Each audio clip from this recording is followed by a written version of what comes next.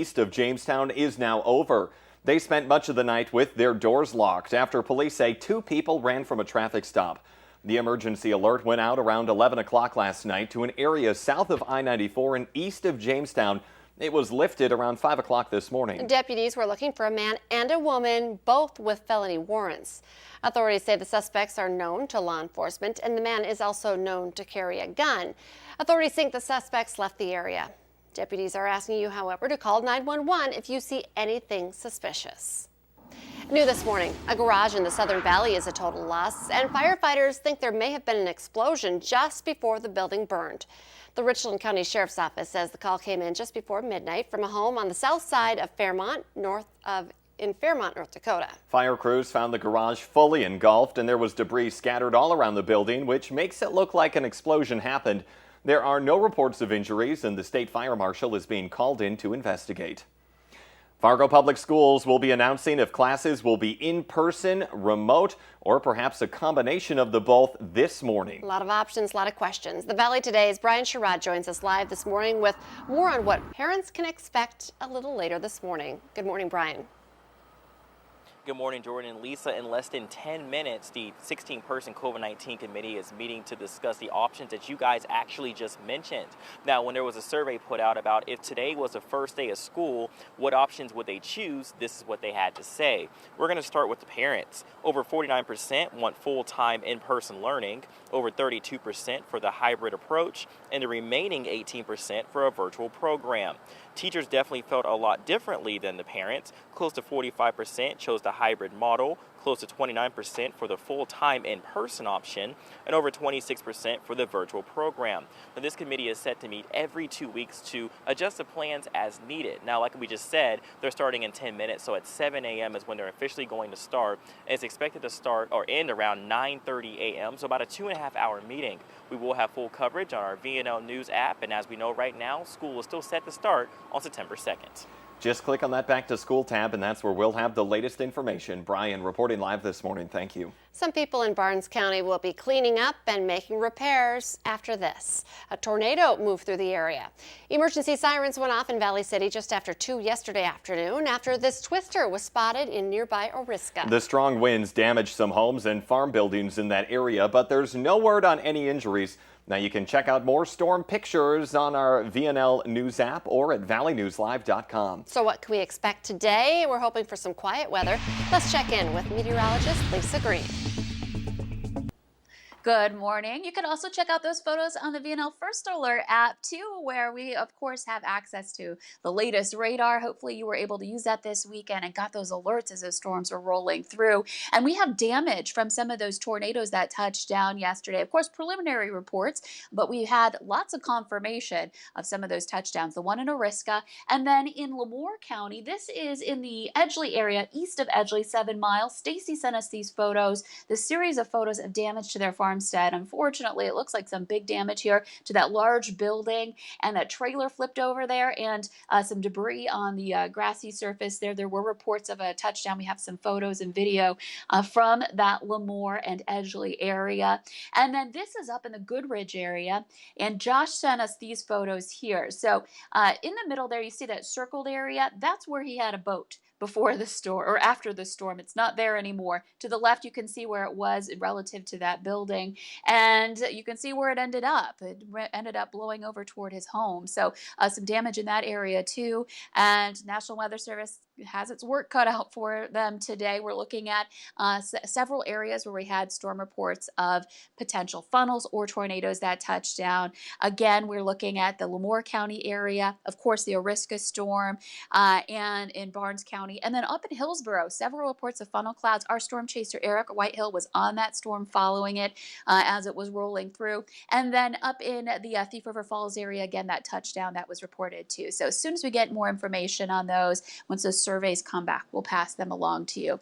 Since then, it's quieted down significantly. You can see the storms have moved on. We've got drier air that's moved in. Temperatures are into the 40s and some 50s. It's 54 degrees in Fargo and 58 in Grand Forks, and it's going to be beautiful throughout the day today. Some clouds moving through this morning, but overall, we're looking at a day where we've got some mostly sunny skies and temperatures into the mid to some upper 70s to about 80 degrees. A good day to be out on the patio, and we've got some great weather for the first half of the week. We get a breather here to dry out a little bit. Storms return for the second half of the week, so we'll of course continue to monitor that as it develops and keep that forecast updated for you right here at Valley News Live. Thank you, Lisa. The Becker County Sheriff is now confirming that the person who went missing in Little Detroit Lake is a 24-year-old Moorhead man. They've been searching the lake along Westlake Drive since Saturday afternoon around 4. Sheriff's officials say 3 men were on a floaty when it flipped. The man who's missing went under and didn't come back up. Sheriff Todd Glander says it will be an all hands on deck until that man is found. We won't be able to shut down the lake. We're going to have people out on the water in the area, so we would advise people to stay away from that area. We need to do our jobs, and we can't do that when we're trying to keep people out of the area. The sheriff also says the name of the man will not be released until a body is found. It's a long overdue and final salute for fallen heroes who served to give us our freedom. The final tribute when veterans pass is something that's earned, but many were stripped of that because of the pandemic. But this weekend, veterans were given the tribute they deserve at the Fargo National Cemetery. Every half hour, volunteers with the United Patriotic Bodies perform military rites and honors, including volleying and playing of the taps for 14 different families. It means the world to us because we're getting to honor our brothers that we didn't get to honor when they were buried during the COVID shutdown when they wouldn't let us come out here. The Fargo Honor Guard says it's important to honor veterans individually because they all served individually during their own time. A man is dead after an officer-involved shooting in western Wisconsin. Police in St. Croix Falls got a call Saturday night about a woman being threatened with a knife at a motel. When officers got to the room, they say a man came out with a knife, refused commands to drop it, then rushed an officer. That's when police shot and killed the man. The woman inside the motel room had stab wounds to her neck and chest and was taken to the hospital. Minnesota's Department of Health is reporting another 806 cases of COVID-19, along with 9 new deaths linked to the illness. The death toll now 1,657. In North Dakota, there are 91 new confirmed cases, but no new deaths. North Dakota's death toll remains at 112. For the complete list of numbers, just find this story on the VNL News app. In our consumer alert this morning, UPS plans to impose some hefty fees during the holiday season.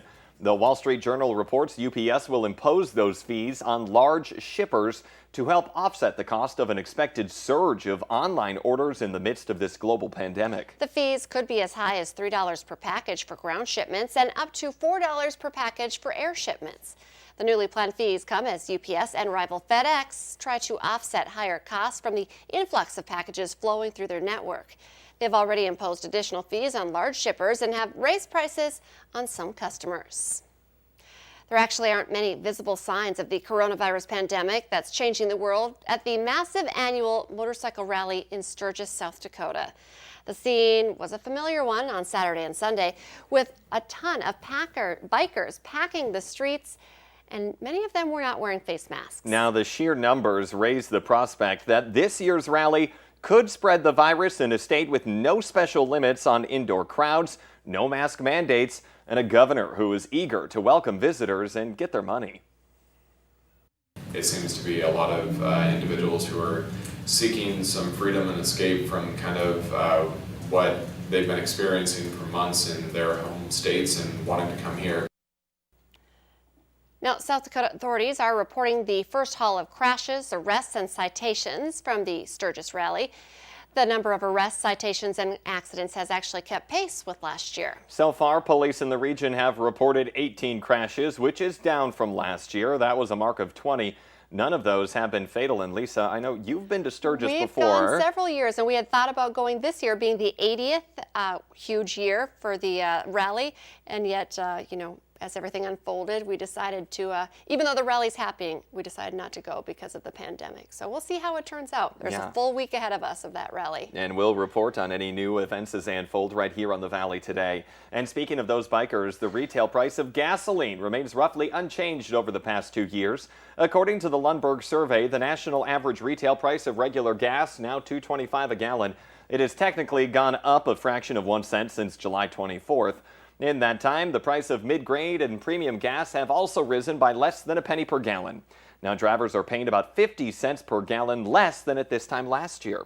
Unless there are significant increases in employment or in-person attendance at school, gas prices are also more likely to drop between now and October than to rise. That's good news. Let's get our answer now to our question of the morning on Facebook. Here's today's question.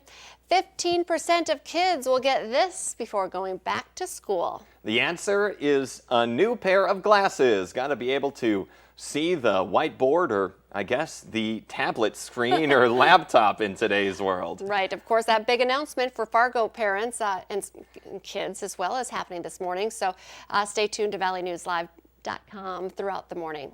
Otherwise, the Today Show and CBS This Morning, they're just about to start, but the Valley today, it rolls on. We have more live up-to-the-minute news and weather coming up right now on the Fargo CW.